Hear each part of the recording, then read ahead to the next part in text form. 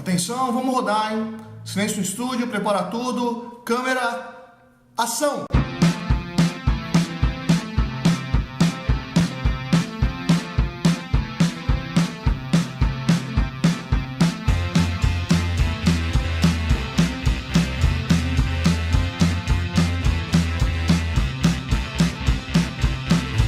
E na videoaula de hoje vamos falar sobre uma das minhas diversões favoritas. Vamos falar sobre cinema. Pois é, diversão favorita que eu vou assistir, né? Fazer, não tenho capacidade para isso.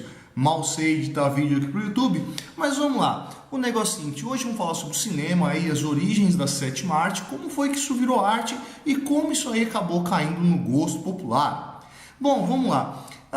O cinema, ele não surgiu pronto, né? Primeiro surgiu a máquina, primeiro surgiu a câmera, para aí depois nascer a arte do cinema. Tem uma série de discussões aí sobre quem foi o primeiro a fazer o cinema, mas no geral a maior parte das pessoas concordam que os grandes responsáveis por fazer esse equipamento, por preparar isso que poderia captar imagens e reproduzir em forma de movimento, foram os irmãos Lumière lá no final do século XIX. Então os irmãos Lumière prepararam essa máquina partindo do princípio que se você fotografasse uma cena em movimento diversas vezes, muito rápido, e colocasse essas imagens para passar numa sequência muito rápida, ia dar a ilusão de movimento.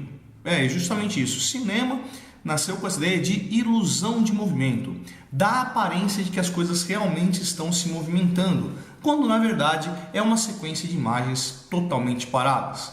Bom, vamos lá. Os irmãos Lumière, quando montaram esse equipamento, conseguiram desenvolver essa técnica aí, eles fizeram 2 filmes, e não foram muito além disso. O nome dos filmes é até bastante explicativo do que se trata. Um dos filmes se chama Chegada dos Trabalhadores à Fábrica e o outro filme se chama Chegada do Trem à Estação.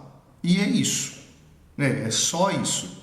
No filme Chegada dos Trabalhadores à Fábrica, eles ficaram filmando os trabalhadores da fábrica deles chegando na fábrica. E é apenas isso, um grupo de trabalhadores chegando na fábrica. O segundo filme é a Chegada do Trem à Estação, que foi isso. Eles pararam na estação de trem e filmaram o trem chegando. Apenas isso.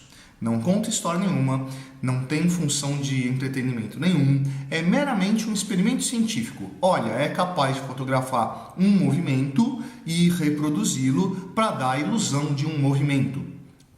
Bom, os irmãos Lumière, quando construíram essa coisa, acharam que poderiam ganhar algum dinheiro com isso, com uma apresentação, com um tipo de show de variedades, mostrar em feira. Olha que coisa fantástica, nós conseguimos reproduzir uma imagem numa tela, é uma foto que se mexe, mas isso não fez muito sucesso. O máximo que a gente tem de histórias desse momento é que na apresentação do filme Chegada ao Trem à Estação, isso gerou um certo pânico, As pessoas que estavam lá assistindo, algumas saíram correndo achando que ali era realmente um trem que iria atropelá-las ali, mas isso rapidamente perdeu o interesse. Pouca gente se importou com esse negócio. No máximo, o que foi feito depois disso aí foi fazer uma filmagem de cavalos correndo, justamente para poder tirar ali uma dúvida que existia, Quando um cavalo corre, ele tira em algum momento as 4 patas do chão, como era representado diversas vezes em pinturas. Se representava cavalo correndo numa grande velocidade, em algum momento estava o cavalo com as 4 patas para fora. E depois que filmaram, descobriram que realmente o cavalo fica sempre com uma das patas no chão. E é só para isso que serve mesmo. Não tem lá grande utilidade. E esse equipamento ficou meio que abandonado, os irmãos Lumière resolveram se livrar daquela coisa, e eis que isso vai cair na mão de um cara interessante pra caramba. Eis que vai aparecer um mágico de circo, chamado Georges Méliès. E o Georges Méliès vai observar esse negócio e falar, olha, dá para fazer coisa melhor do que ficar filmando um trem chegando na estação ou ficar filmando os trabalhadores chegando à fábrica. Cara, com isso a gente pode contar histórias, com isso a gente pode encenar um teatro que você leva o teatro para qualquer lugar e você não precisa mais dos atores depois da primeira filmagem. Vamos ver aí Georges Méliès.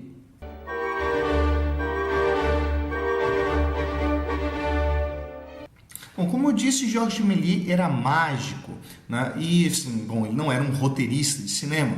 O que Georges Méliès resolveu filmar? Bom, como ele não sabia escrever, como ele não montava histórias complexas, ele resolveu pegar uma história que era bastante conhecida na época, que tinha um grande público. Então ele pegou uma história da literatura, Júlio Verne, e vai pegar uma das histórias de Júlio Verne e vai transformar em filme. E que história foi essa? Da Terra à Lua. Né? Você vê que filmar Harry Potter não é novidade. O cinema começou assim. Vamos pegar uma história que as pessoas já conhecem, que já tem um grande público, que se tem certeza que as pessoas vão gostar, vamos filmar e vamos colocar para o cinema.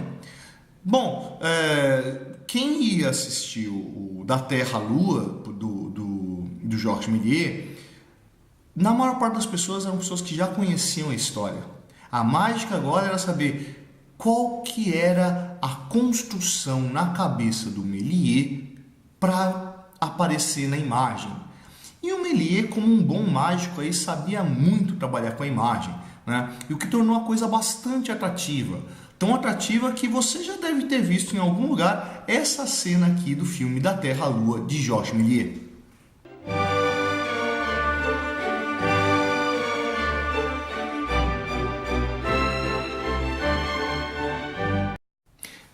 Muito para o Georges Méliès começar a montar outras histórias. A maioria delas adaptações de histórias do Júlio Verne. Já como eu disse, ele conhecia as histórias, elas eram bastante populares e ia ter bastante público para poder assistir os filmes de Georges Méliès. Mas como estava avisando antes, mágico, ele vai começar a trabalhar com efeitos especiais.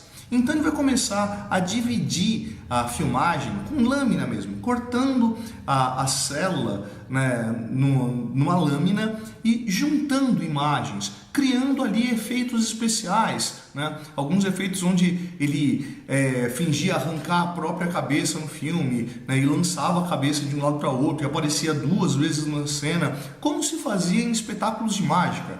Então Georges Méliès, além de construir a ideia de que você pode contar histórias com o cinema, trouxe também o princípio do efeito especial. Existe uma nova mágica, existe uma nova forma de contar histórias e essas novas formas de contar histórias podem ser muito atraentes. A partir do Georges Méliès, uma série de outros produtores aí, caras inclusive mais eficientes que o Méliès, vão começar a produzir e isso vai acabar caindo no gosto popular. E muita gente vai se atrair por esse objeto e vai começar a se inspirar nessas imagens aí para poder contar novas histórias.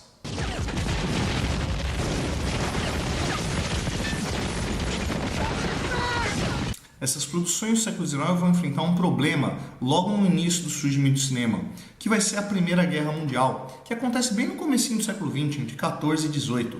Pois é, dá para imaginar que quando está rolando uma guerra que está tomando a Europa inteira e gerando efeitos no mundo todo, pouca gente vai estar preocupada em fazer cinema. No entanto, a prática da filmagem vai ser utilizada em grande escala durante a Primeira Guerra Mundial.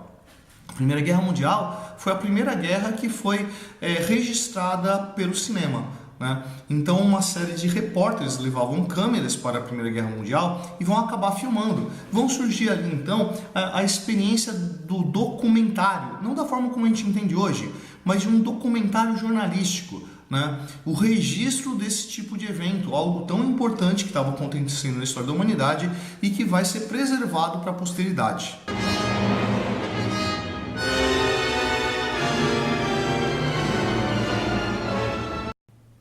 Após o fim da Primeira Guerra Mundial, vai surgir um outro problema. Não imediatamente após o fim da Primeira Guerra Mundial, mas no transcorrer do período entre guerras, a Grande Depressão. Cara, a Grande Depressão também vai ter um efeito direto no cinema, né? A Grande Depressão, que acontece aí logo depois do crack da Bolsa de 29 e se arrasta durante a década de 30, né? Vai ser, de certa forma, capitalizada pelo cinema. Por quê? A produção cinematográfica se tornou extremamente popular e se produziu uma série de filmes, tanto na Europa quanto na América, né? Os Estados Unidos começam a despontar ali dentro da produção cinematográfica. E durante a década de 30, com a Grande Depressão, o cinema ele vai ter um problema na produção, vai faltar dinheiro para se produzir cinema. No entanto, o público vai aumentar. Porque o cinema era um entretenimento barato. Inclusive, é nos Estados Unidos, durante guerras, que aparece uma prática que sobrevive até hoje no cinema. O hábito de comer pipoca dentro do cinema. Você já deve ter percebido, se você conhece alguma coisa de cultura americana, que o milho é uma base da alimentação nos Estados Unidos. Eles têm uma série de produtos ali onde eles usam o milho ou derivados de milho para poder ser o seu alimento. Bom, pipoca é um alimento bastante barato, derivado do milho, coisa que já era consumido bastante nos Estados Unidos. Durante a Grande Depressão, vender pipoca na porta do cinema era uma solução para a crise existencial dos trabalhadores americanos. Como tinha muita gente desempregada, o cara acordava de manhã cedo, saía pelas ruas procurando emprego e dava de cara na porta de uma série de empresas sem conseguir emprego nenhum. Voltava decepcionado, né? E antes de ir para casa, ele passava pelo centro da cidade e encontrava o quê? Um cinema e um pipoqueiro na porta do cinema. Pagava 25 centavos de dólar no cinema, mais 25 centavos de dólar num saco de pipoca, se entretia com algum tipo de filme, matava o seu tempo, enchia a barriga de pipoca e podia voltar para casa, sem fome e com a alma um pouco mais acalentada.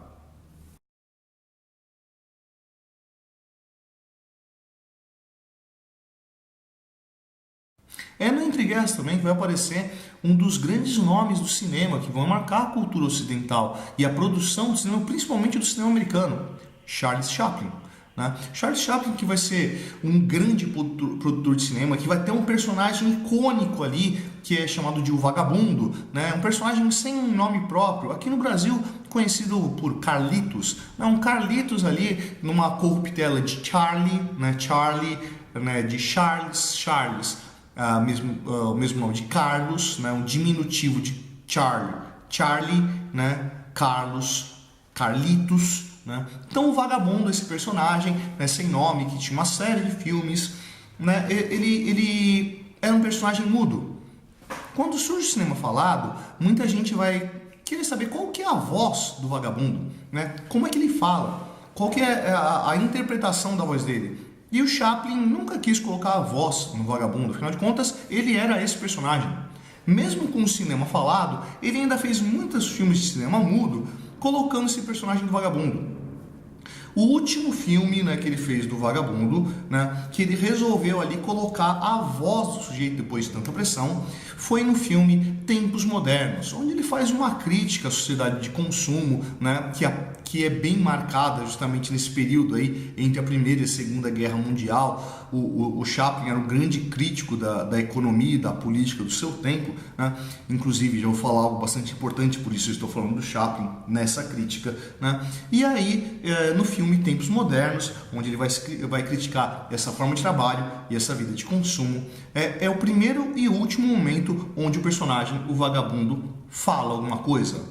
Fala numas. O filme inteiro é mudo. Apenas a cena final, né, a última aparição dos personagens, o personagem canta, mas ele não canta numa língua falável. Né? A cena, né, ele vai cantar dentro de um restaurante, só que ele não lembra a letra da música. E o par dele, né, anota a letra da música no punho da camisa, que é um punho de papelão, e no meio das atrapalhadas do personagem ele perde essa letra da música e ele improvisa. E ele improvisa fazendo o quê? Fazendo barulhos, né? Fazendo barulhos e encenações que contam uma história sem dizer palavra nenhuma. Então o Chaplin ele conseguiu apresentar a voz do Vagabundo sem mostrar como é que é a fala dele, porque ele não fala palavra nenhuma, ele canta palavras que não existem. Volta ao Chaplin então, porque eu estou falando que o Chaplin é importante nesse momento, né? Um dos últimos filmes que ele fez, né, para o cinema americano, o último filme que ele fez para o cinema americano foi o filme O Grande Ditador, né? Isso antes da Segunda Guerra Mundial. No filme O Grande Ditador ele faz uma crítica a esses regimes fascistas que estavam surgindo dentro da Europa e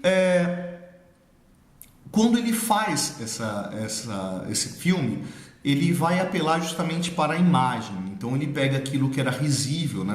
O exagero, o patético que aparece nessa imagem e transforma no personagem do grande ditador, né? Só que ele enfrentou um problema com isso. Como ele fez o filme antes da Segunda Guerra Mundial, o filme não foi muito aceito pela crítica americana. Porque antes da Segunda Guerra estourar, os fascistas não eram um grupo assim tão mal visto no Ocidente. Afinal de contas, existia uma oposição ali entre os fascistas, Mussolini, Hitler e os comunistas, né? Tanto que um mês antes do início da guerra, né, em agosto de 1939, Hitler foi capa da revista Times, né? A manchete era "O Homem do Ano". A matéria toda dizia da importância de caras como Adolf Hitler, caras como Mussolini, né, que enfrentavam a ameaça socialista que vinha do Oriente e funcionava como um escudo defendendo a Europa desse pensamento socialista que avançava. Bom, se você ambientar lá que Chaplin estava produzindo nos Estados Unidos, e os Estados Unidos já tinham essa postura antissocialista, fazer uma crítica ao escudo contra o socialismo tinha uma cara de ser pró-socialista, né? De ser um cara que estava apoiando algo que a cultura americana e a cultura ocidental como um todo combatia, né? O filme O Grande Ditador não conseguiu ter um grande sucesso dentro dos Estados Unidos. Aliás, um bando de cinema se recusou a passar o filme. Charlie Chaplin resolveu distribuir o filme na Europa, né? Então ele vai à Inglaterra para poder divulgar O Grande Ditador, e quando ele vai à Inglaterra, ele é proibido de regressar aos Estados Unidos. Ele não tem mais o visto de retorno aos Estados Unidos e ele fica isolado dentro da Inglaterra, né? No entanto, depois que rolou a Segunda Guerra Mundial, né, se percebeu o problema de ter ignorado a crítica do Chaplin, e isso acabou revertendo a imagem positiva para ele, e o cara acabou até sendo homenageado pela crítica de cinema posterior, né? Mas o cinema, ele sobreviveu a todas essas crises que vão acontecer aí, né, e vai começar a desenvolver uma série de linguagens distintas, né? Tanto no cinema americano quanto no cinema europeu e dentro do cinema soviético. Quando vem a Guerra Fria, vão aparecer grandes nomes ali do cinema soviético que vão ser captados pelo governo russo, né, para fazer a propaganda desse governo socialista lá dentro. Assim como o Hitler já tinha feito durante a Segunda Guerra Mundial e até antes da Segunda Guerra Mundial, né, através de Leni Riefenstahl, né, que acabou filmando Olímpia, que acabou filmando O Triunfo da Vontade, entre outros filmes de caráter político, enaltecendo esse governo. O cinema, então, ele vai ser uma arma de propaganda e um instrumento de cultura popular ao mesmo tempo. Nem simplesmente um controle de massas, nem simplesmente uma voz das massas, mas uma voz artística que vai acabar englobando ali uma série de linguagens e que se mantém até hoje. E aí, curtiu a aula de hoje? Se curtiu, vai lá embaixo, não curtir. Não curtiu, vai lá embaixo, não discutir. Essa é a prancha do setor. Eu sou o professor Fábio e você, meu amigo, você deveria estar estudando.